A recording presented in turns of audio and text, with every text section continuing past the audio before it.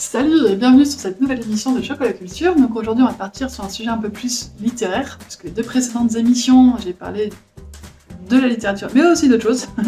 Donc là on va se recentrer un petit peu et je voudrais présenter une autrice que j'aime beaucoup. Il s'agit de Fred Vargas.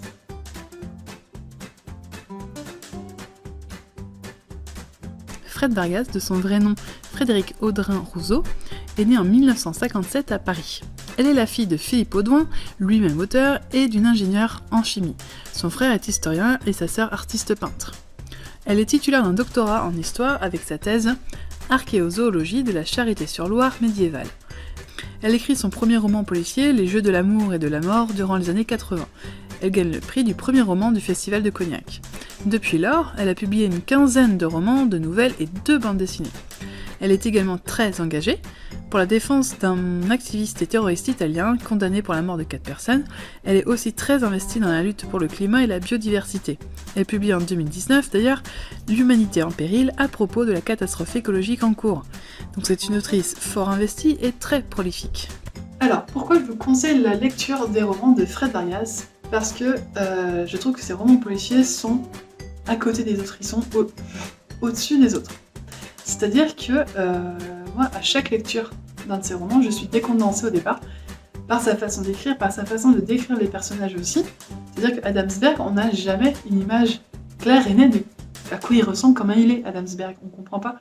Dans Glade, c'est pareil, où une de leurs collègues qui est super forte et tout ça, ils ont des surnoms pour elle, mais on ne sait jamais la frontière entre l'imagination finalement et la réalité. Et les enquêtes policières sont surtout, elles sont super. On trouve rarement qui a commis le forfait. Et ça c'est vachement bien. Donc un des premiers que j'avais lu c'était L'homme au cercle bleu, qui est juste un peu...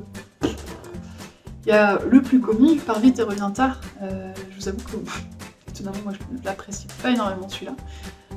J'ai apprécié Un lieu incertain, qui fait voyager Adamsberg jusque dans les Balkans. On a aussi Les Vents de Neptune, super intéressant, Temps glaciaire qui est génial. Aussi la chasse. Attendez, je vais faire le titre parce qu'ils sont juste derrière moi.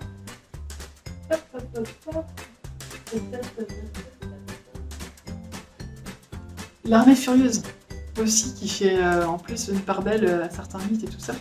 Bref, Fred Vargas, c'est une super autrice policière. C'est hyper intéressant, c'est pas forcément tout le temps gore comme on peut en voir d'autres. Alors, il paraît que c'est un peu la limite en fait entre le polar et le thriller.